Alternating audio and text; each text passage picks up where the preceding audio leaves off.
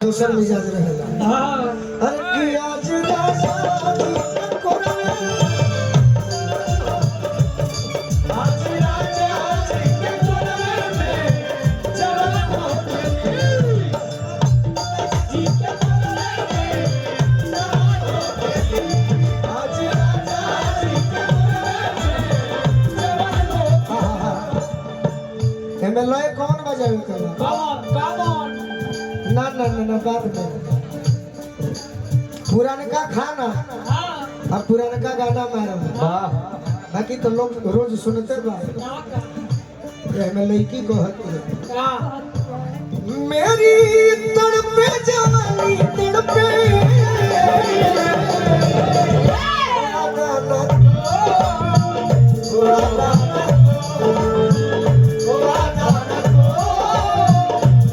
अरे मेरी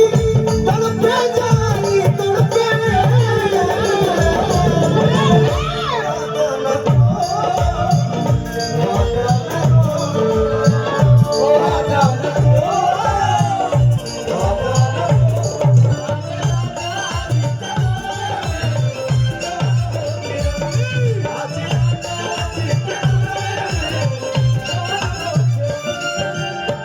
लड़की को हत्या अनु तिवारी भैया दूर से फिर से हमारा आशीर्वाद मिलो बार बार प्रणाम करो आशीर्वाद के प्रतीक्षा बा कहते हैं प्रभु जी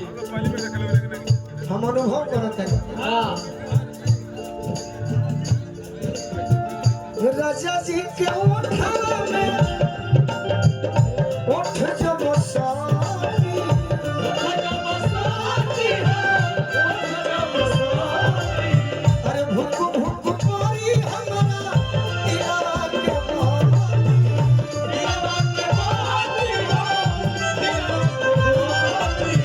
भुक भुक पारी हमारा दिया के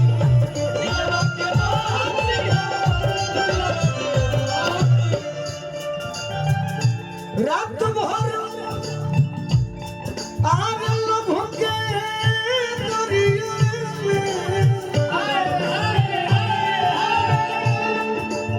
प्योर देसीला भी है देसीला गाय ही तोरे पास नजर रही रात भर ये हमारे काम में आई जाए दी आज भर ढील दी गोलू भैया रात भर लोग के दरिया में निहारन होके आज राजा जी के कोरवे में आज राजा जी के कोरवे में आज राजा जी के कोरवे में जान होके आज राजा जी के कोरवे में ले आई